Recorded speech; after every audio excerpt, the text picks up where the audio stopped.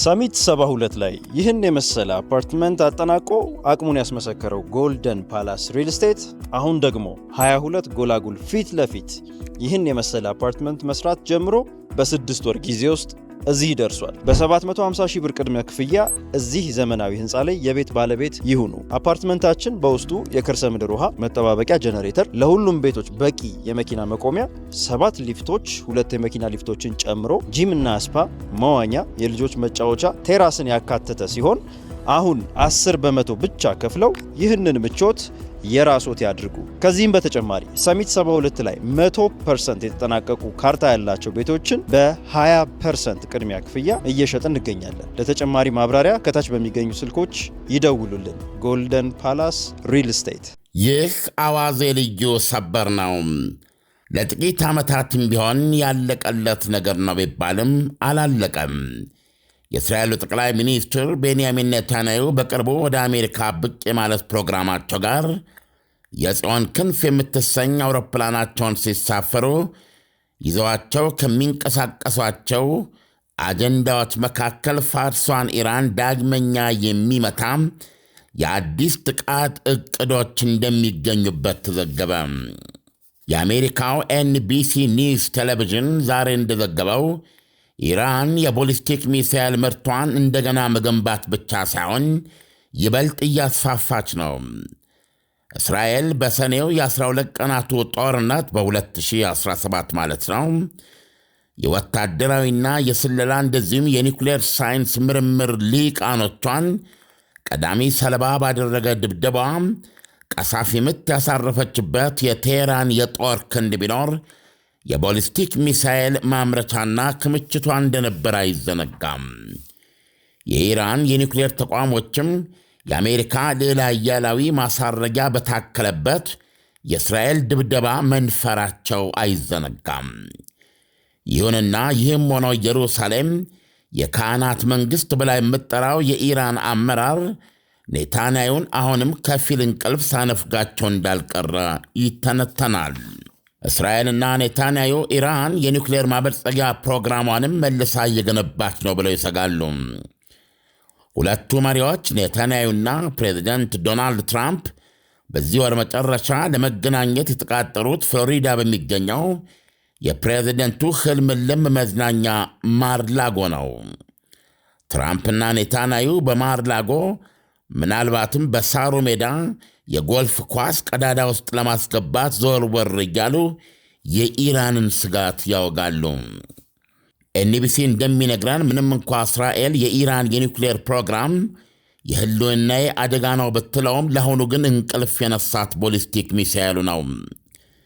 ስለ እስራኤል ዕቅድ የሚያውቁ ሁነኛ ባለሥልጣን ሲናገሩ የኒውክሌር ፕሮግራሙ በጣም አሳሳቢ ነው፣ ምክንያቱም እንደነበር ለመመለስ የሚደረግ ጥረት አለ፣ ነገር ግን ያን ያህል አጣዳፊ አይደለም ብለዋል። ሲቀጥሎም የሚሳይሎቹ ስጋት ግን በጣም የቅርብና ተጨባጭ ነው፣ ባለፈውም ጊዜ ሁሉንም ለመከላከል አልቻልንም ነበር ብለዋል። ስለ ጉዳዩ ጠንቅቆ የሚያውቅ ሌላ አንድ ምንጭና የቀድሞው የአሜሪካ ባለሥልጣኖች ደግሞ ለኤንቢሲ ሲነግሩት እንደ አዲስ ያንሰራራው የኢራን የቦሊስቲክ ሚሳይል ምርት አንዳች ማቆሚያ ካልተበጀለት በስተቀረ በየወሩ 3000 ሊደርስ ይችላል ብለዋል። እንዲህ አይነቱ የሰፋና የገዘፈ ክምችት ኢራን ከእስራኤል በኩል ከቶም አንድም ጥቃት እንዳይቃጣባት አቃቢ መሆን ብቻ ሳይሆን በክልሉ በሚገኙ ተቀጽላ ኃይሎችም ላይ የእስራኤል ክንድ እንዳይነሳ መበገሪያና ማሸማቀቂያ ሆኖ ሊያገለግል ይችላል። በሰኔው የኢየሩሳሌምና የቴህራን አጭር ግን ደምሳች ፍልሚያ ኢራን ከ1000 ሰው በላይ ቀብሬያለሁ ብላለች። ለበቀል ወደ እስራኤል ከ500 በላይ ቦሊስቲክ ሚሳይል ሩምታና ወደ 1100 ሰው አልቦች ወጀብ ማጅጎድጎዷ አይዘነጋም። በዚህም 32 እስራኤላውያን ስትገድል ከ3000 በላይ ለማቁሰል ችላለች።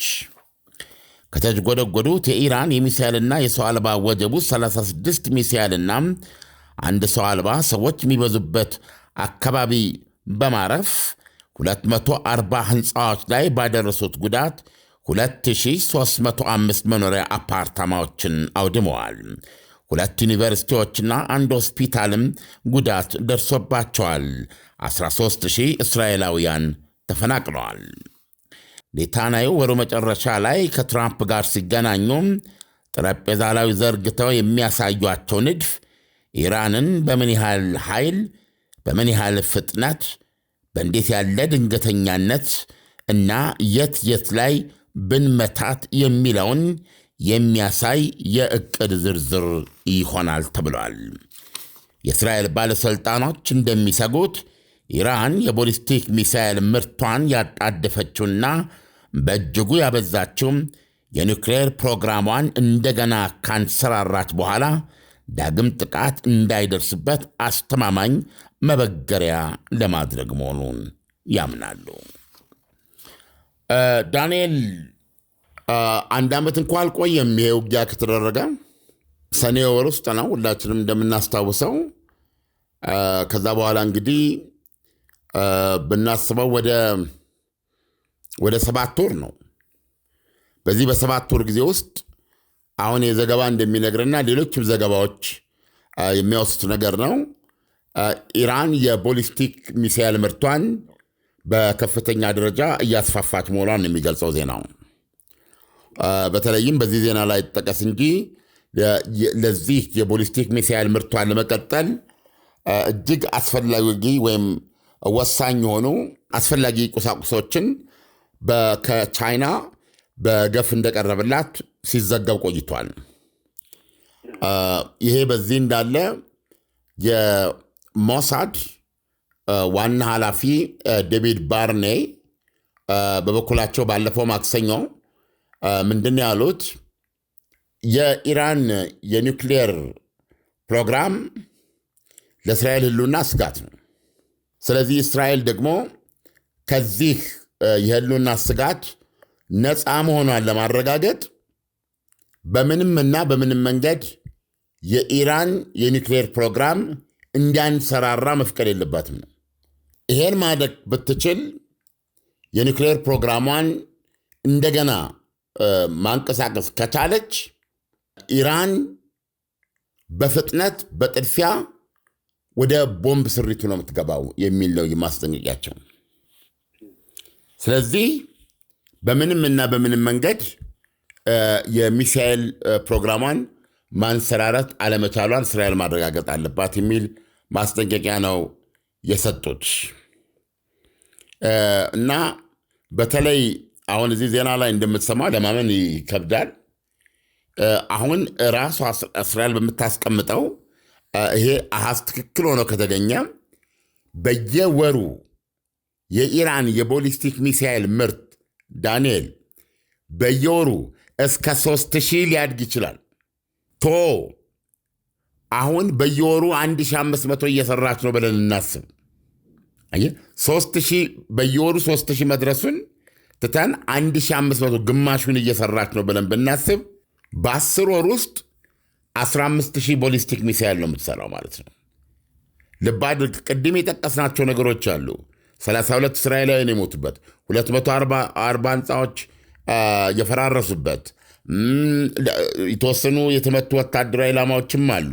ጉዳቱ ያን ያህል ባይሆንም ዩኒቨርሲቲ፣ ሆስፒታል አሁን የጠቀስናቸው አሉ አይደለም። እነዚህ በ500 ቦሊስቲክ ሚሳኤል ነው። በየወሩ 1500 ታመርታለች ቢባል እንኳ በ10 ወር 15000 ቦሊስቲክ ሚሳኤል ታመርታለች ማለት ነው። አየህ፣ በአመት ውስጥ ወደ 20,000 ቦሊስቲክ ሚሳኤል ታመርታለች ማለት ነው። አየህ፣ ከዚህ ውስጥ ደግሞ በጥጥር ነዳጅ የሚሰራው የቦሊስቲክ ሚሳኤል አይነት በቅጽበት የሚደርስ ነው። በቅጽበት ከቴህራን እስከ እስራኤል የጥቂት ደቂቃዎች ጉዳይ ነው። አየህ፣ ስለዚህ እኔ በበኩሌ የኔ አባባል ነው ብዬ ነው የማምነው። ምንድን ነው እንደ አባባል እኔ የማምነው ማለት ነው። ብዙ ጊዜ ይጠቀምበታለሁ። አንዳንድ ጊዜ ብዛት ጥራት ይሆናል። ጥራት ራሱን የቻለ ነገር ነው። አንዳንዴ ደግሞ ጥራት ስፔሲፊካሊ ያን ነገር ጥራት ላይሆን ይችላል። ምንድነው ይባለው? ጥራት ይሄ እንደ ነገሩ የሆነ ወይም ደግሞ ጥራት ያለው የላቀ የማትለው ነገር በብዛት ሲኖረው ግን የጥራትን ያክሉ ይሰራል ማለት ነው። ይህን በብዛት የምጠቀምበት በኢትዮጵያና በኬንያ መካከል ያለውን የአትሌቲክስ ታሪካዊ ፉክክር በማንሳት ነው። ኢትዮጵያን ብዙ ጊዜ ያላት ኤሊቶች ናቸው። በማንኛውም ርቀት በጥሰው የሚወጡ በፊት እኔ የኢትዮጵያ አትሌቲክስ በጣም ኃይለኛ ምዕራፍ ላይ በነበረበት ማለት ነው የማይበገሩ ብርቅ አትሌቶች አሉ። ኃይሌ፣ ቀነኒሳ፣ መሰረት፣ ጥሩነሽ በሙሉ ሁሉንም ወደኋላ ማት መቁጠር ትችላለህ። እነ ደራርቱ በጊዜያቸው እያልክ ትቆጥራለህ። አሁን እቺ ማነች የደቡቧ ልጅ በጣም ሯጭ ሆነች። አሁን ስሟ ጠፋኝ። ደረብራባ የምትጫወት ሯጭ ነበረች። 10 ሺህ ቶኪዮ ኦሎምፒክ ነው እዛ ላይ ወርቄ ያስገኘች ማለት ነው። ማት ናቸው። ነገር ግን የኬንያኖችን ስትመለከት ደግሞ አርሚ ነው የምታየው፣ አይደለም ሰራዊት ነው የምታየው። በየዲሲፕሊኑ በየአመት እንኳ አይቆዩም ሲቀያይሯቸው እና በገፍ የማቅረብ ነገር አለ። በኋላ ላይ ምን እየሆነ መጣ? የኬንያ በገፍ የሚወጣው ነገር የእኛን ይሄንን ምርጥ ኢሊት የሆነ እንትን እየዋጠው መጣ ማለት ነው። ቻሌንጅ እየሆነ ምንድነው ተግዳሮት እየፈጠረ መጣ እና አሁን በዓለም ላይ በብዛት ብዙ ቦታዎች በማሸነፍ የአትሌቲክስ ሀገር የመባሉን ደረጃ ከኢትዮጵያ ቀስ እያሉ እየወሰዱ ነው። ስለዚህ ምንድነው በጥራት ደረጃ ስትመለከት ኢትዮጵያኖች ነገርኩ ቅድም የጠሯቸው እነዚህ ለ11 ዓመት ዓለምን የገዙ ናቸው። ግን ኬንያኖች በየዓመቱ አዳዲስ ነው የሚያፈራርቁት።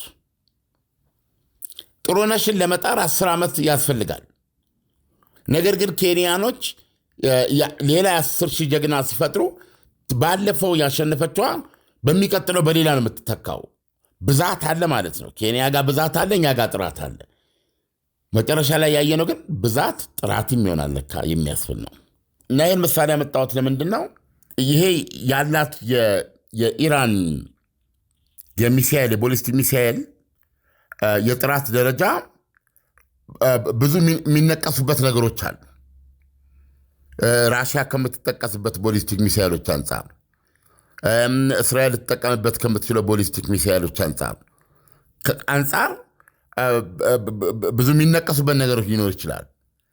ነገር ግን ብዛቱን ግምቱ ስታስገባ ጥራት ነው እና የእስራኤልን የሚሳኤል የመከላከል አቅም በተወሰነ ደረጃ ማጥለቅለቅ ችለው ነበረ። ባለፈው በደንብ አድርገህ ሰርተነዋል፣ ባለፈው ሰኔ ወር ማለት ነው። ስለዚህ ሳትመታቸው የሚወድቁ ሚሳኤሎች ነበሩ። ለምሳሌ 36ቱ ማለት ነው። 36ቱ ሚሳኤሎች የእስራኤል የአየር መከላከያ ያልጣላቸው ናቸው። ሁለተኛ እስራኤል ደግሞ ያላት የአየር መከላከያ ብዛትም አብሮ መሄድ አለበት። ገብተዋል። አሁን እዚህ ጋር የምታየው ነገር በጣም ብዛት ነው። ኢራን ጋር በወር 3000 ይደርሳል ማለት በአንድ ዓመት ውስጥ ወደ 40 ሺህ የሚደርስ ቦሊስቲክ ሚሳይል ክምችት ሊኖራት ይችላል ማለት ነው። ስለዚህ ይሄን ሁሉ ሚሳይል ወደ እስራኤል የምተኩሰው ከሆነ ኦቨርሄል የምታደርጋታለህ እስራኤል የሆነ አንዳች ነገር ካልተበጀለት በስተቀር የሚለው ነገር የሚመጣው ይሄ ነው። ስለዚህ ቦሊስቲክ ሚሳይሉ በሁለት መንገድ አደገኛ ነው ለእስራኤል። አንደኛ እንደ ቦሊስቲክ ሚሳይልነቱ ይህን ያህል ክምችት ያለው ሲሆን ምንም ያክል የተራቀቀ መከላከያና ብቃት ቢኖርም ከብዛቱ የተነሳ የእስራኤል ከተሞች ላይ ሊያደርስ የሚችለው ድምር እንግዲህ ያለፈውን አውርተናል። 500 ነው የተኮሰችው።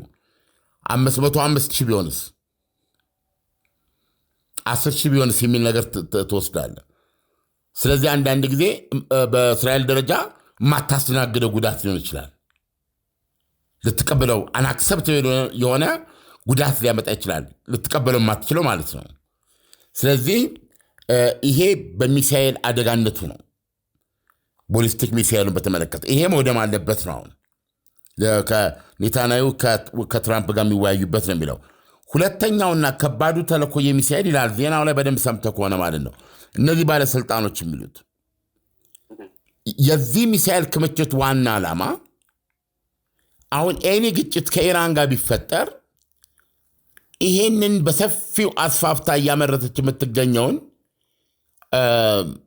ሚሳኤል እሩምታ ልትለቅ ትችላለች በሚል ስጋት፣ በሚል ፍራቻ ምክንያት የኒውክሌር ፕሮግራሟን ቀጥ አድርጋ ወደ ነበረበት መልሳ ኒውክሌር ቦምቧን ትሰራለች ማለት ነው። ለምን እሱን እመታለሁ ብለህ ከተንቀሳቀስክ ይሄን ሁሉ ሚሳኤል ወደ አንተ ታዘንባለች ማለት ነው። ስለዚህ ሚሳኤሉና ኒውክሌሩ ተመሳሳይ ሆኖ ማለት ነው። ኒውክሌሩ እንዳትመታ የሚሳኤል ዝናብ ይጠብቀሃል።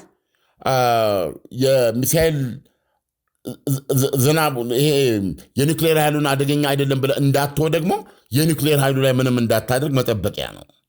ስለዚህ እነዚህ ሁኔታዎች ጠቅላይ ሚኒስትሩን ያንን በጣም ወሳኝ እርምጃ በወሰዱ በሰባተኛ ወር እንደገና ከአሜሪካ ጋር ቀጥለን እንዴት መምታት አለብን የሚለውን ለመወያየት ወደ አሜሪካ እንዲሄዱ እና በዛውም ይህን እቅድ አውጥተው ይዘው እንዲሄዱ አድርጓቸዋል የሚለው ዜናው ማለት ነው። ዓለም ኢራኖች የኔታንያሁን እቅድ በተመለከተ የሰጡት ምላሽ ወይም አስተያየት የለም ወይ? እንደገና ደግሞ ኢራን በድጋሚ የኒውክሌር ማበልጸጊያ ቦታዎችን በእርግጥም እንደገና እያቋቋመች ከሆነ ድጋሚ ከእስራኤል ጋር ከፍተኛ የሆነ ጦርነቱ ስለመግባት ፈልጋለች ማለት ነው ብሎ ማሰብ ይቻላል? ዓለም አዎ። ምክንያቱም አሁን ትልቁ ነገር ያለው ምንድን ነው? ሁለቱንም ነው።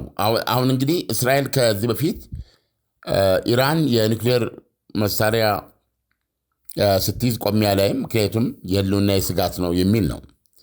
በሌላ አነጋገር ምንድን ነው እንደ ነገሩ የተሰራ እንኳ የአቶሚክ ቦምብ ከዚህ በፊት እንደምናውቀው በጣም ኋላ ቀሮቹ የመጀመሪያዎቹ በሂሮሺማና ናጋሳኪ ላይ የወደቁት ሁለቱ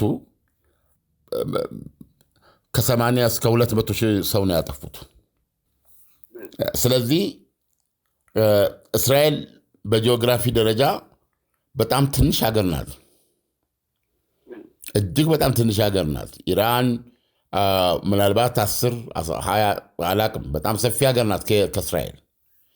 አንደኛ እስራኤል በትንሽ ሀገር ናት በሳይዝ እና በዛች ትንሽ ሀገር ውስጥ ደግሞ ከተሞች በህንፃ ነዋሪዎች ከተሞች ላይ ነው በስፋት የምታገኝበት ሁኔታ ነው ያለው።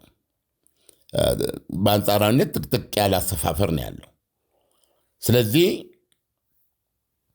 እንደ ኤኒ አይነት የሩዲመንታሪ የሚባል የላቀ ጥራትና ብቃት የሌለው አቶሚክ ቦምብ እንኳ ብትሰራ ኢራን እና እስራኤል እንደምታምነው እነዚህ ጽንፈኛ ሃይማኖታዊ መንግስት ብላ ነው የምታስበው። ብዙ ለዓለማዊ ጉዳይ ከዓለማዊ ጉዳይ ይልቅ የሚበልጥባቸው ሃይማኖታዊ የሆነ አመራር ነው ብላ ነው የምትሰጋው። በጣም ትሰጋዋለች አመራሩን። ስለዚህ 1 እና 2 አቶሚክ ቦምብ መስራት ችለው ህዝቤ ላይ ቢወረውሩ እስራኤል እንደ ሀገር አትኖርም። ስለዚህ በእስራኤል ፖሊሲ የእስራኤል ደህንነት የኢራንን የኒውክሌር ባለቤት መሆን 100% ይቃወማል ማለት ነው። ስለዚህም እርምጃ ወስዳል። አሁን ይህንን አድርገዋል። ይህንን ባለፈው እስራኤል በዋነኛነት አሜሪካ ደግሞ መጨረሻ ላይ ያን በማድረግ የኒውክሌር ተቋሙን ቢያፈራርሱም ዜናው ላይ በደንብ ሰምተህ ከሆነ መጨረሻ ላይ የኢራንን የቦሊስቲክ ሚሳይል ማምረቻዎች ፋብሪካዎች ማለት ነው። እንደገና ክምችቶች እና በመጠመድ ላይ ያሉና የተጠመዱትን ሞባይል ተሽከርካሪዎች ላይ የሚጠመዱት እነዚህን ብዙ ደብድባለች እስራኤል፣ ግን ሁሉንም አላገኘቻቸው። ስለዚህ መጨረሻ ላይ ይላል ዜናው፣ መጨረሻ ላይ ልናቆመው እኮ አልቻልንም ነበር ነው የሚለው። የኢራን ሚሳይሎች ኦልሞስት ይወድቁ ነበረ። እነ 36ቱ በተከታታይ እየወደቁ ነበረ በግጭቶች በመጨረሻው ማለት ነው። ስለዚህ አሁን ይሄ ስጋት ጭራሽ አሁን አስፋፍታው በ3000 ልታመርት በምትችልበት ደረጃ በየወሩ ሲመጣ ግን ስጋት ነው ማለት ነው። ቦሊስቲክ ሚሳይል እንደውም ራሷ ኢራንን መከላከል ብቻ ሳይሆን አሁን ለምሳሌ ትጥቅ በመፍታት ደረጃ አንድ ምዕራፍ መሄዱ እየተዘገበ ነው።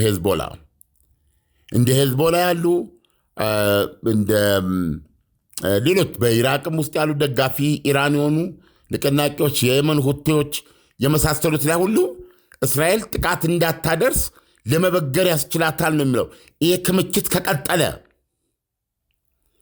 ስለዚህ አሁን ኢራን ይሄ ክምችት ካላት ከራሷ ተርፎ የራሷን ኒውክሌር ፕሮግራም እንዳይደፈር አድርጋ በቀጠል ብቻ ሳይሆን የእሷ ተቀጽላ ኃይሎችን ደህንነት ማስጠበቅ ትችላለች የሚል ነው እና በእስራኤል በኩል እንደሚቀርበው ከሆነ አጠቃላይ ሁኔታው ለሌላ ዙር ግጭት የሚጋብዝ ነው እና ኔታንያሁ ይህንን እቅድ ይዘው ነው ወደ አሜሪካ የሚሄዱት። ዓለም ኢራን በእርግጥም በተረጋገጠ መልኩ የኒውክሌር ማበልጸጊያ ቦታዎችን እያቋቋመች ከሆነ ከእስራኤልም ባለፈ ከአሜሪካም ጋር ሌላ ግጭት ውስጥ ልትገባ አትችልም ወይ? ወይም ደግሞ የአሜሪካ አቋም ምን ሊሆን ይችላል የሚለውን ብትነግረን። የዶናልድ ትራምፕ አቋም ተደጋግሞ ተገልጿል። መልሰው እንደማይንሰራሩ ሆነው ነፍረዋል ነው የሚሉት እሳቸው። ነገር ግን አሁን ደግሞ ከእስራኤል በኩል እየሰማን እንዳለው ኢራኖች የፈራረሰውን የሚጣለውን የጣሉ እንደገና ለማንሰራራት እየሰሩ ነው የሚለው። ስለዚህ የዶናልድ ትራምፕ አቋም ሌላ ኒውክሌር ጣቢያችሁ ሲንቀሳቀስ ቢታይ ይመታል፣ ድካም ብቻ ነው የሚተርፋችሁ የሚል ነው። ነገር ግን እንደዚህ ቀላል አይሆንም። ለምሳሌ ባለፈው አሜሪካ ድብደባውን የተቀላቀለችው መጨረሻ ላይ ነው። አብዛኛውን ስራ የሰራችው እስራኤል ናት ብቻዋን። ሁለተኛ የሞሳድ ኃላፊው እንዳስጠነቀቁት አንደኛ የኢራን ወደ 400 ኪሎ ግራም የበለጸገ ዩራኒየም የት እንዳለ እስካሁን አይታወቅም። ያ የበለጸገ ዩራኒየም ዊፖን ግሬድ የሚባል የኒውክሌር መሳሪያ መስሪያነት ደረጃ ለመድረስ 10% ብቻ ነው የሚቀረው። 90% የበለጸገ ነው። አሁን ኢራን ያንን ወደ ቦምብ ለመቀየር ከፈለገች 90%ን 100% ማድረግ ማለት ነው። የቀረው 10% ነው የቀረው። 90% በልጽጓል። እንግዲህ በልጽጓል የሚለው እንዴት አድርገን እንደምንገልጸው አናቅም። ለምሳሌ በእኛ እንዲገባን ምንድነው ጉሽ ጠላ አለ አይደለም? ጠላ አለ፣ ፊልተር አለ እና ዳግም አረቄ ብለን እንውሰድ። ገብቶሃል? ዳግም አረቄ ደረጃ ላይ ቦምብ ይሆናል ማለት ነው። አየህ? ስለዚህ አሁን 90% በልጽጓል ማለት ፊልተር ደረጃ ላይ ነው ያለው። ልክ አሁን 10% ሲያበለጽጉት በአጭር ጊዜ በጥቂት ሳምንታት ውስጥ 100% የኒውክሌር ምንድነው የመሳሪያ የኒውክሌር ቦምብ መስራት ይጀምራሉ ማለት ነው። ስለዚህ ይሄም እስካሁን ድረስ ዓለም አቀፉ የአቶሚክ ኃይል ተቆጣጣሪ ባለስልጣንም እስካሁን ድረስ ከኢራኖች ጋር የሚያደርገው ድርድር በእጁ ሊያስገባው አልቻለም፣ ወይም የት እንዳለ ሊያውቅ አልቻለም ይህንን የበለጸገ ዩራኒየም። ስለዚህ ይሄ ተጨምሮ ኢራን የኒውክሌር ማበልጸጓን እንደገና የምታንሰራራበት መንገድ ካገኘች እንደሚመታ ስለምታውቅ ጊዜ ሳታጠፋ በቀጥታ ቦምቡን የምትይዘው ወደ ቦምብ ስራዋ ነው የምትገባው የሚል ማስጠንቀቂያ ያለው እና ጥያቄ መልሼዋለሁ ዳኒ?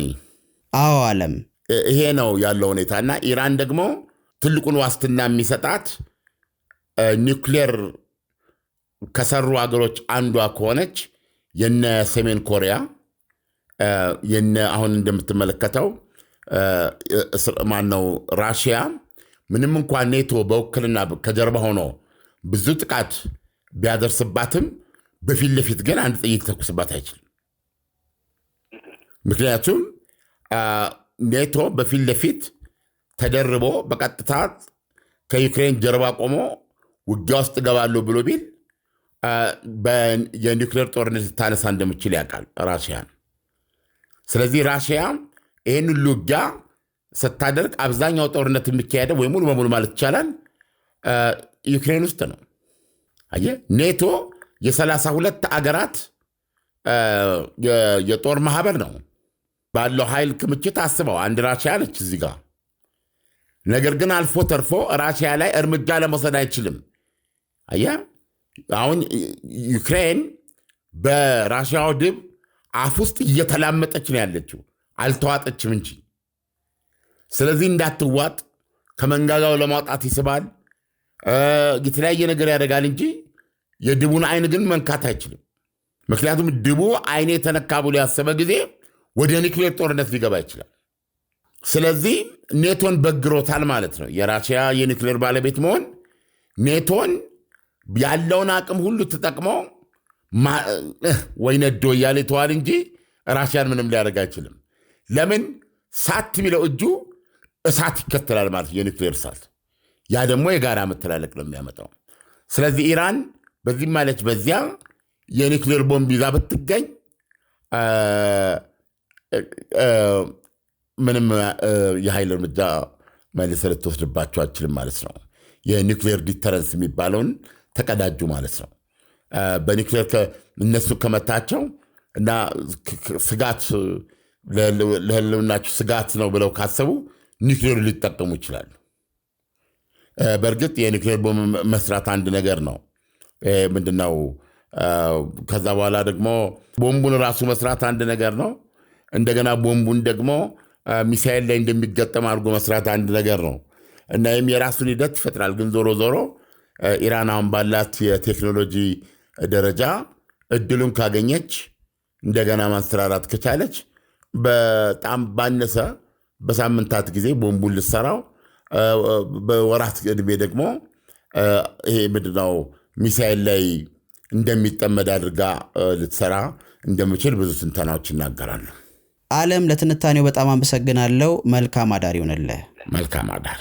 ሰሚት 72 ላይ ይህን የመሰለ አፓርትመንት አጠናቆ አቅሙን ያስመሰከረው ጎልደን ፓላስ ሪል ስቴት አሁን ደግሞ 22 ጎላጉል ፊት ለፊት ይህን የመሰለ አፓርትመንት መስራት ጀምሮ በ6 ወር ጊዜ ውስጥ እዚህ ደርሷል። በ750 ሺህ ብር ቅድሚያ ክፍያ እዚህ ዘመናዊ ህንፃ ላይ የቤት ባለቤት ይሁኑ። አፓርትመንታችን በውስጡ የከርሰ ምድር ውሃ መጠባበቂያ ጀነሬተር፣ ለሁሉም ቤቶች በቂ የመኪና መቆሚያ፣ 7 ሊፍቶች፣ 2 የመኪና ሊፍቶችን ጨምሮ ጂም እና ስፓ፣ መዋኛ፣ የልጆች መጫወቻ፣ ቴራስን ያካተተ ሲሆን አሁን 10% ብቻ ከፍለው ይህንን ምቾት የራስዎት ያድርጉ። ከዚህም በተጨማሪ ሰሚት 72 ላይ 100% የተጠናቀቁ ካርታ ያላቸው ቤቶችን በ20% ቅድሚያ ክፍያ እየሸጥን እንገኛለን። ለተጨማሪ ማብራሪያ ከታች በሚገኙ ስልኮች ይደውሉልን። ጎልደን ፓላስ ሪል ስቴት